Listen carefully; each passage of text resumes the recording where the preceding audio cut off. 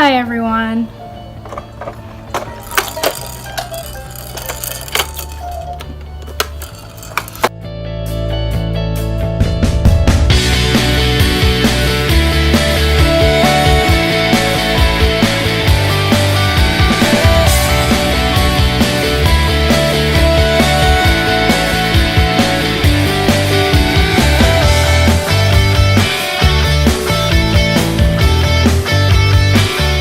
So, I've been having a lot of questions about my foot. You can't see right now. I broke my foot and it hurt so damn bad.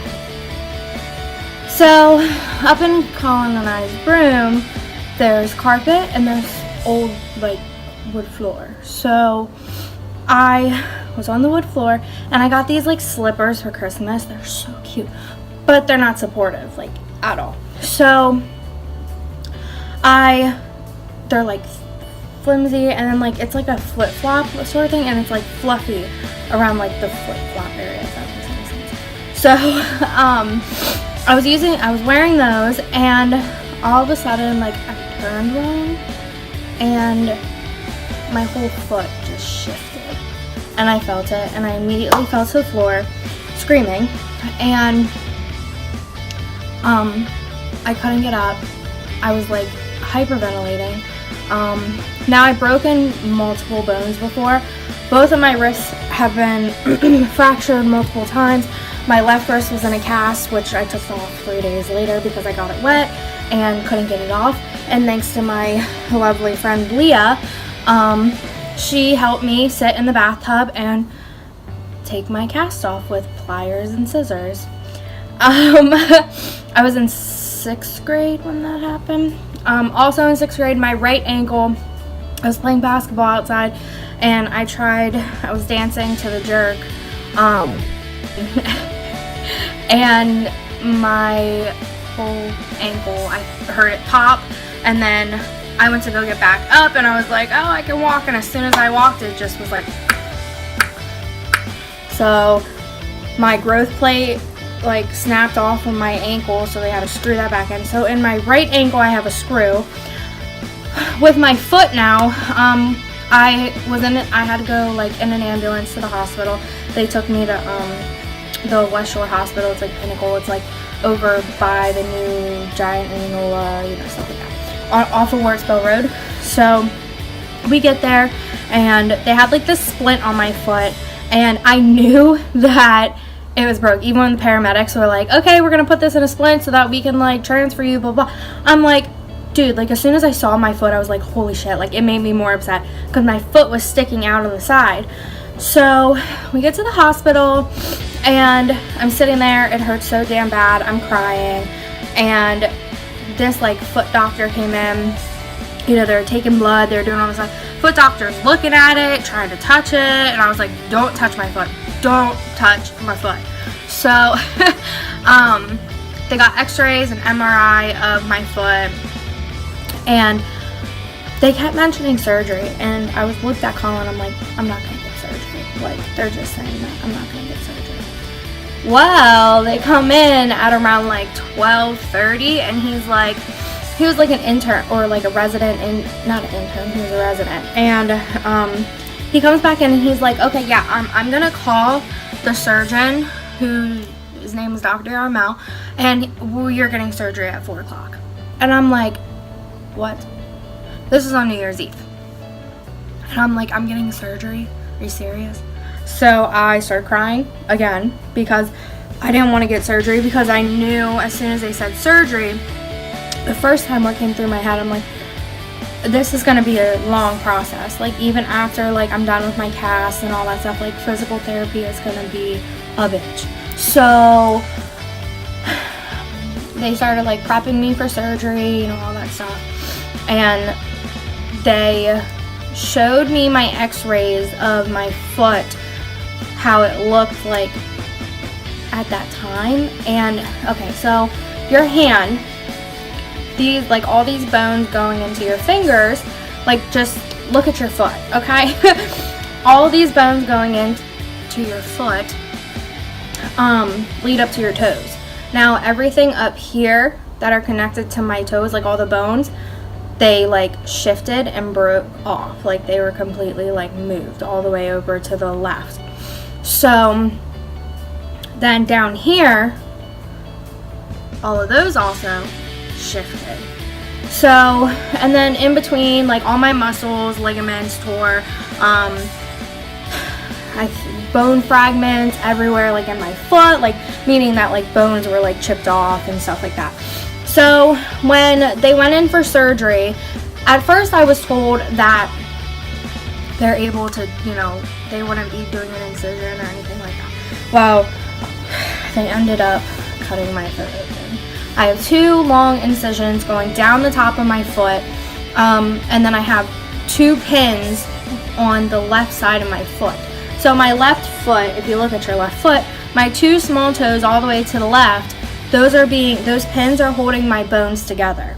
And the other 3 toes that are going to the right, like your big toe and stuff, they had to put 5 screws in my foot. So I have 5 screws just placed in my foot, holding all my bones together. They had to fuse my bones back together. And the pins are there. They'll be taken out. At the time they said 4 weeks, so technically like 2 more weeks now. And then tomorrow I'll get my stitches out, which I'm not really looking forward to that, but the process is still going. So that is what's going on with my foot. And it's in this thing. But then tomorrow I get a cast on. So I'm thinking I'm just going to get a black cast because I'm not with like the crazy colors and stuff. So, but also people are probably wondering, well, how are you taking care of Anna and blah, blah, blah. Let me tell you this. It is killing me that I cannot just like get on the ground and play with Anna. I can't change her diaper. I mean, I can if somebody takes her back there, but you know, she's like to the changing table. But she's also 8 months old and she wants to flip on the changing table. She wants to move. So it's kind of hard for me to do that as well. I can't bathe her. The only thing that I can really do is feed her food. Like I'll take her, like somebody will take her to the high chair, just strap her in. I'll sit there and feed her food or give her a bottle. I can't hold her unless I'm sitting down. So like me being a mom and before having to like constantly, you know, like I'm picking her up, I'm moving her, like I'm bathing her, I'm doing all this, like I can't do any of that. So yeah, it's kind of like making me like feel a certain way, but I am very grateful for all the help I'm getting. Of course, Colin is her dad, so he's definitely helping and he's doing amazing. You know, when I first came home, like I was on medication that like was pain medication and I would be tired all the time and he was helping me a lot. Like he would help me shower, you know, what else? I was sleeping on the couch for a while. I'm finally sleeping back up in our bed. He would make sure that, you know, I would have ice on my foot, that I was taking my medicine. I had to give myself shots in my stomach every day for the last 2 weeks. Yesterday was my last day, which I was so happy about because my stomach looks disgusting now. Like there's bruises all over it. It's just not. And for the first couple days, I couldn't give myself the shot. I couldn't. I was like, I can't do that. Like, no. So he was giving it to me. And then the one day when he went back to work after taking off, I think it was like 2 days to be with me, I started doing it myself because I needed to do it. So, yeah, I mean, Anna will stay at my grandma's, like spend the night there some nights and stuff like that, just to help out. Also, his mom has been a big help as well. Everybody's just been a huge help. It is very like upsetting for me that this happened, but it happened, so can't do much about it. I've seen a lot of moms post things about like you know, how they feel and how they feel alone or depressed, or just even some of their like posts or statuses in general, especially if you're a new mom, like you just had your child like a couple weeks ago, a month ago. postpartum depression is real, ladies. It is real, and you need to understand that it is no joke. Some people get it very severely to the point where they become so depressed and like their anxiety is like crazy. You know, I started to get postpartum depression, but I started to notice it. How I notice it is because I am diagnosed, and I have been for years. I have bipolar depression mania, meaning like I can be so depressed for weeks, days, like to the point where it's that like it's horrible. And then all of a sudden one day, whoop, oh, just cheerful, you know what I mean? But like it gets bad, really bad. I also have anxiety. I have PTSD from traumatic events in my life when I was a child, when I was a teenager, sort of, like 13, 14, 15, 16, you know, stuff like that. Like I'm about to be 20, so like in that range, sort of. I was in an abusive relationship also, which that definitely had a huge effect on me. And PTSD isn't, a lot of people think PTSD is for people who serve, like, you know, in the military or anything like that. No, it's not. PTSD can form within 3 seconds. If you are scared for your life, that causes PTSD. It can happen within 3 seconds. So, you know, I've been in counseling for a couple years now. Since I was in like 5th or 6th grade, I started to self-harm. Nobody like really listened to me. Nobody was like, and I was never like an attention seeker. The reason how my mother found out was because I went to school one day and thinking that all my scars on my arms were like not really noticeable, I wore a short sleeve shirt. And somebody mentioned it to somebody, don't know who, and my counselor at Sweaterra Middle School called me into her office, and she was like, you're not leaving until, you know, whatever. So that was just it was like a big thing. I'm not going to go into it. It's just like, oh, it was a big thing. My mom, I love my mom. Her and I are like cool, you know, we're okay now and everything, but my mom was not a mom. She wasn't there. She just kind of was doing her own thing, I guess, which that was hard for me as well. So when I was in 7th grade, my grandma took me in because I ended up living with a friend, Sabri, and her mom and my dad went to school together, I think. We were best friends, and played basketball together, softball, you know. So I lived with her for a couple months, and then my grandfather found out at one of my basketball games. I don't remember how, but and all I saw was him just crying in the bleachers, and I'm like, what is going on? My grandpa never cries, he never cried, like, ever.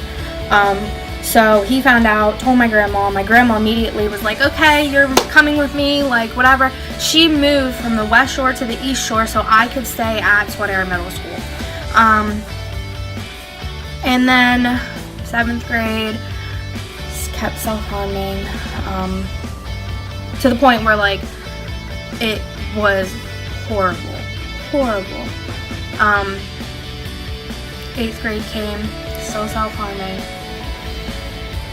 And at that point, I got accepted into the tech, to do like criminal justice, correctional officer, stuff like that. And then my grandma was like, we're moving to Mississippi. And I'm like, great. Like, I wanted to move down south because we have family down there. But then I changed my mind. So we still moved down there, and it was just, yeah. And then a year later, not even a year, probably like 6 months later, I met someone. Fast forward a little, came back up here in May. May of 2014, and then July 9th, 2014, found out my grandfather died, and July 31st, I tried to commit suicide, and my mom found me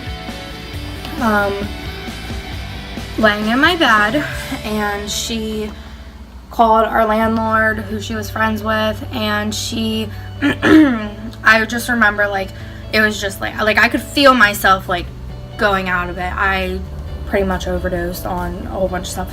I tried multiple different ways, it wasn't working, and then finally I was just like, okay. So I downed like 2 bottles of Benadryl and a ton of pills, and I just could feel myself like just slowly like just drifting out of it, like, and I just laid in my bed, and then my mom found me, and you know, all I remember is that I was sort of waking up in a cold shower because my mom and our landlord dragged me in there. Paramedics came, stuff like that, and that was the first time I ever went to a mental institution. PPI, Pennsylvania Psychiatric Institution, over in Harrisburg. It's like uptown, sort of.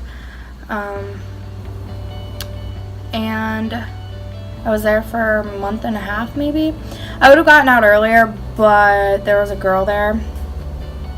She threw a Wii remote at me, and let's just say that didn't go well with me. So I ended up having to stay longer.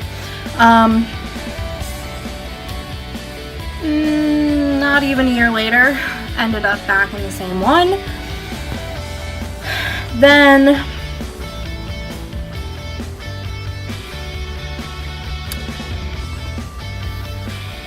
end of February 2016, I was put back into the Meadows, which is up past or by State College.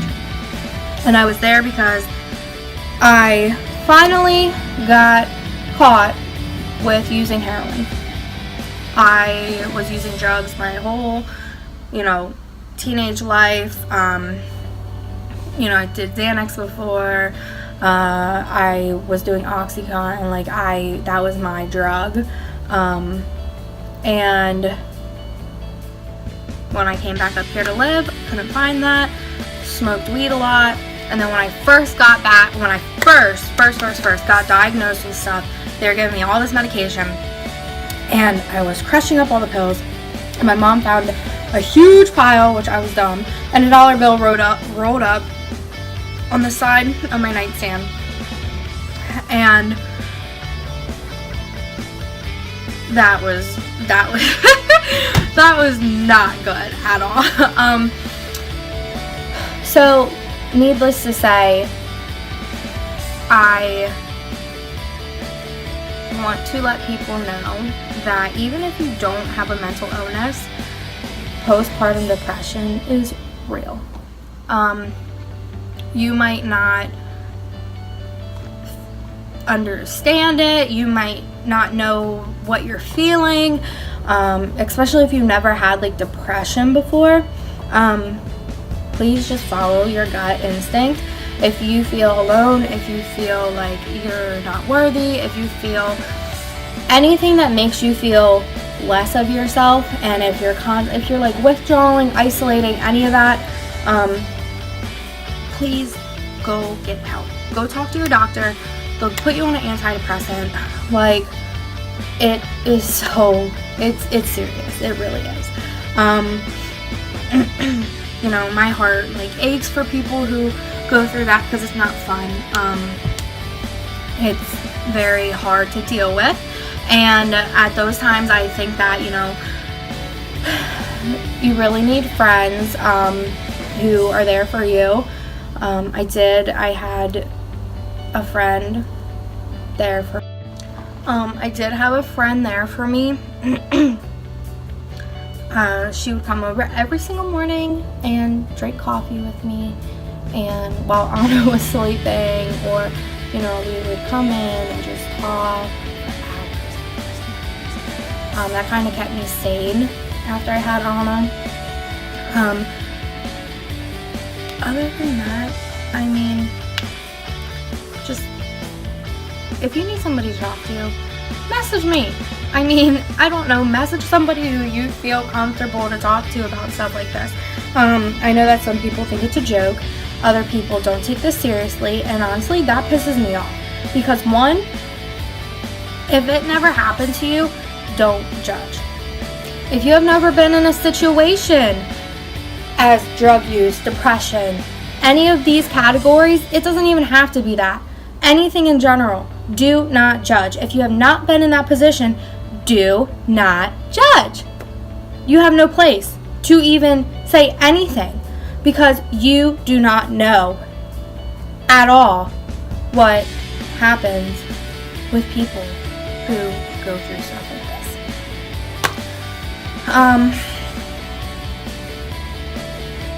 I just really wanted to bring that up, and I did give you guys a little background. I didn't want to go too deep into it because I am writing a book, but you guys just need to know that it's serious.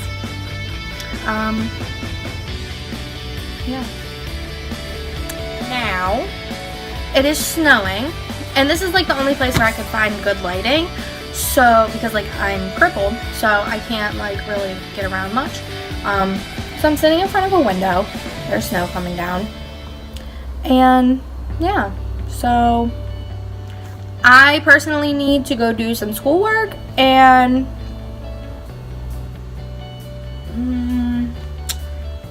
start writing my book more.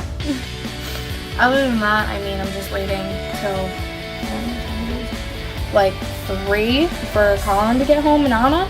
Other than that, yeah.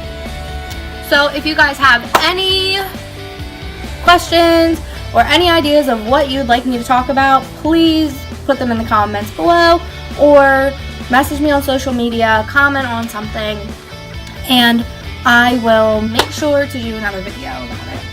And I am sorry that it has been a couple weeks since I posted a video. Obviously, things have been a little bit hectic with Christmas time and all that stuff. I can pretty much say that everything is going well. I hope that all of your little babies, if you guys have babies, are doing amazing. I hope you guys had a great Christmas. And if you don't have babies yet, I hope you had a great Christmas, and keep watching.